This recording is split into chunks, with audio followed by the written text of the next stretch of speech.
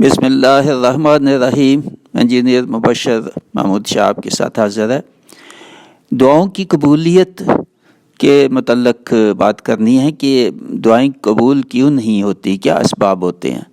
تو مختصراً یہ کہ نمبر ایک اس میں کہ نیت اور خلوص نہ ہو، یعنی نیت پختہ نہ ہو دل سے، ایسے کہ اللہ تعالیٰ سے جیسے مانگنا چاہیے ایسے نہیں مانگتے، گڑ گڑا کے، اور محسوس ہو کہ اللہ تعالیٰ سن رہا ہے اور قبول ہوگی انشاءاللہ۔